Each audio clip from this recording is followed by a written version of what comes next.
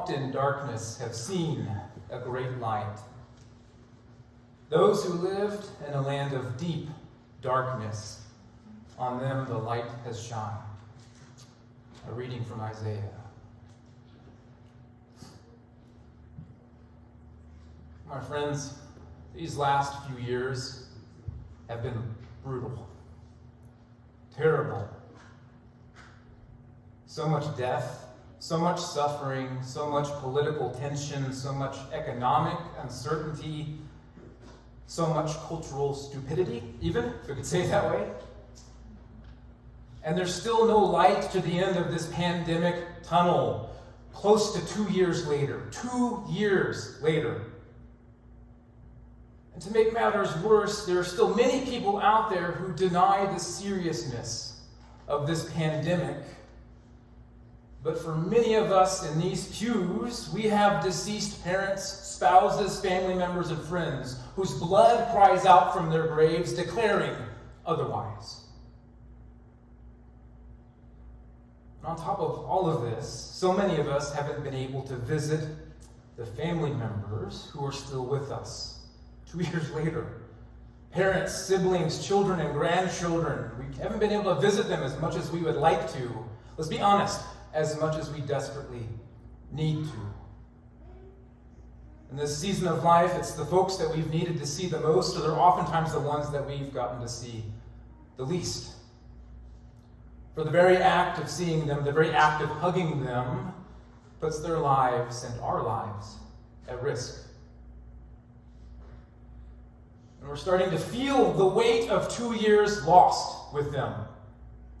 2 years of memories that this pandemic has robbed from us. And many of us are losing our health, our mental and physical well-being. Yes, we've sought to do what love requires of us during this season of life, but it's come at a cost for many of us. Our health. We've been able to keep our heads down so far, to keep on going, to do what we have to just to survive, just to make it through. But the strain of all of it is getting to us emotionally, physically. This pandemic is taking a toll. This season of life is taking its toll on us. So much so that many of us are now coming out of these last few years with an addiction or 2 or 3 that we did not have before. And we're starting to realize just how much we don't have it all together, just how broken and wounded we really are. And it all started off with us just trying to cope. Because there's no script for this. There's no manual. There's not even a Surviving a Global Pandemic for Dummies book out yet, right? We're just doing the best we can. But if you feel like I do, the best I can, it never feels like it's enough. Always 1 step forward, 5 steps backwards. It's a theme of my life these last 2 years.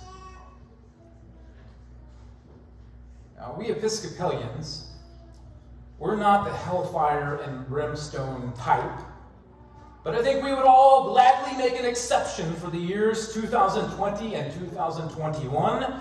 They can go straight to hell. Can I get an amen? Amen. Help me, Jesus.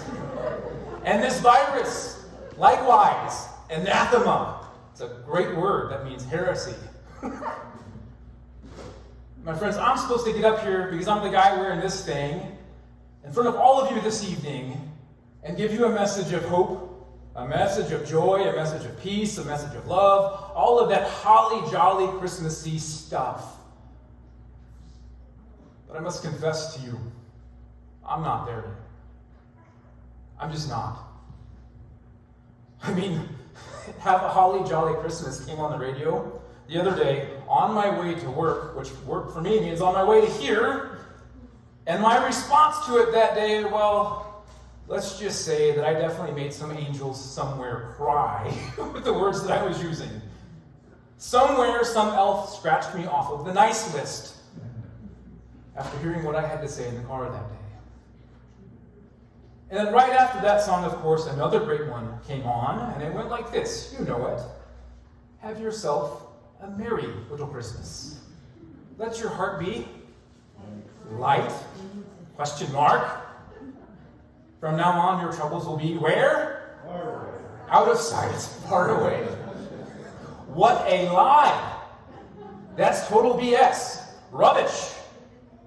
Just because it's Christmas, it doesn't mean that our troubles are going to be out of sight or that our hearts are going to be even remotely light.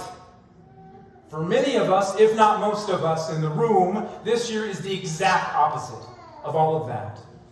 It is a glaring reminder of just how much our troubles are directly within sight and how heavy our hearts are, not light. Now, I know what many of you are thinking. You're thinking this. And Father TJ is really leaning hard into that Ebenezer Scrooge impression this year, isn't he? Well, bah humbug. And if you feel the same way I do this Christmas, say it with me. Bah humbug. Doesn't that feel good? My friends, I just think it's important to acknowledge how not okay we are. Yes, it's Christmas, but our hearts are still mourning the loss of our departed friends and loved ones, some who just died this past week. Yes, it's Christmas, but we miss all of the family members that we will not be able to see yet again this year. Yes, it's Christmas, but we are terrified because the future looks uncertain and scary, economically, politically, culturally, and globally. Yes, it's Christmas, but we're not okay. And you know what? It's okay to not be okay. Why? Because whenever we cut through all of the holiday commercialism, all of the consumeristic crap on TV, all of the holly jolly tunes on the radio, all of the shallow festive platitudes being lobbed around everywhere, we can finally get to the central message of Christmas, the true meaning of Christmas. That God meets us in the darkness. That God meets us right here in this darkness, in this impossibly difficult season of life.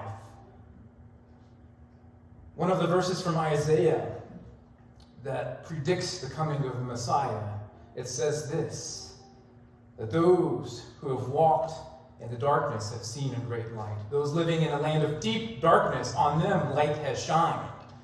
It doesn't say this, those who lived in a land of radiant light, on them even more light has shined. Yay! Gee golly, isn't that swell? Ho, ho, ho, Merry Christmas! No, it says the people who walked in darkness, deep darkness, have seen a great light. On them the light has shined. And what is this season of life, my friends, if it is not deep darkness?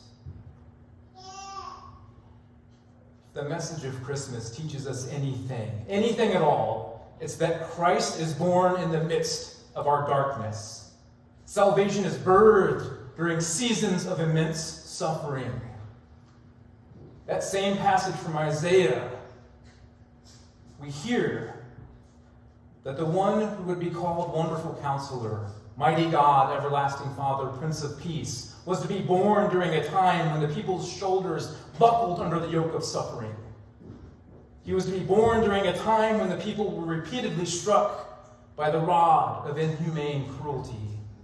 He was to be born during a time when the blood of the deceased was still present on the boots and the coats of their murderers. The Messiah was to be born during a time permeated by deep darkness, during a time when there was no hope to be found anywhere. This is where God meets us.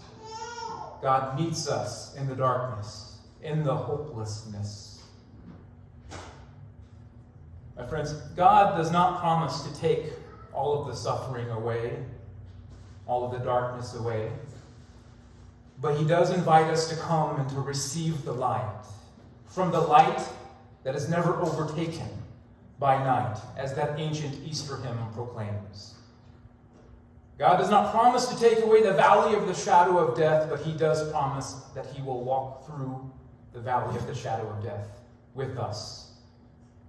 God does not promise to take our dark night of the soul away, but he does promise to illuminate our blackened skies so that we too, like the Magi, can wisely follow the star of Bethlehem to the salvation that is being birthed in the manger of our hearts. God does not promise to take the depression away, but he does promise to illuminate our midnight hour with angelic hosts so that we, like the shepherds, can find our way to the place that is called the house of bread, or Bethlehem. Christ is birthed in our very midst, in our darkness, every single time we listen to those angelic voices and make our journey here to come and kneel at this altar rail, at this house of bread, at this Eucharistic Bethlehem. God does not promise to take the darkness away, but he does promise us this, that in the middle of our dark night, we will find out just how near to us God really is.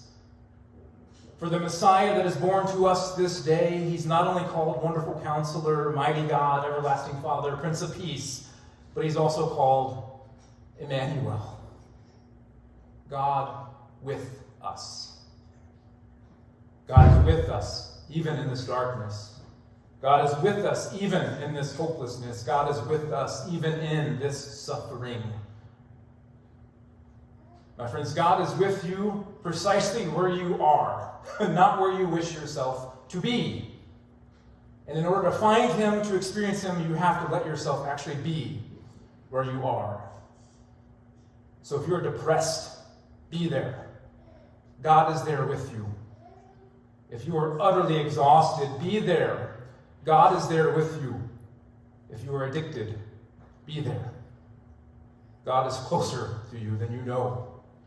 If you're losing faith, losing hope, losing your sanity, God is with you. If you feel like giving up, God is with you. If you're brokenhearted, God is with you. If your life has been shattered, God is with you. If you're sick and dying, God is with you. And even when it doesn't feel like God is with you, guess what? God is with you. And even when you're angry at God, God is with you. And even when you have completely lost your faith in God, God is with you. God is with you. God is with you. Emmanuel.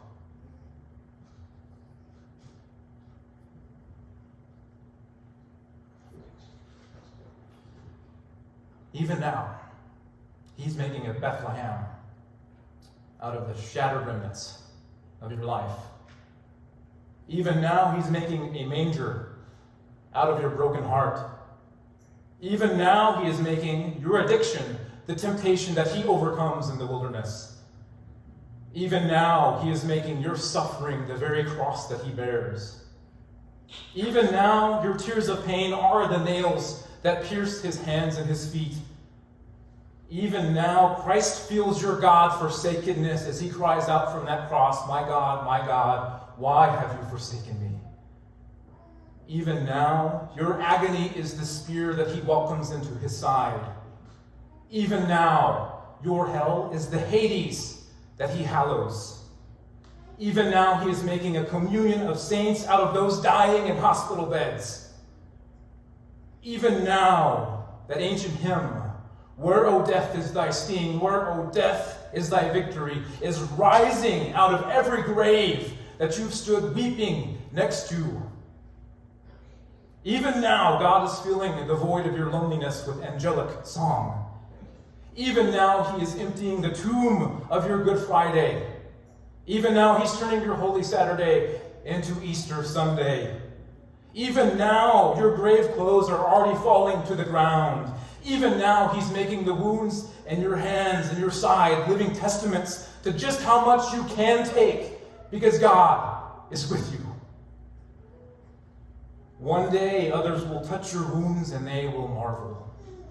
They will marvel that the grave could not keep you, that the valley of the shadow of death could not shackle you, that this time of deep darkness did not have the final word in your life, that it could not bury you, because it couldn't bury Christ either.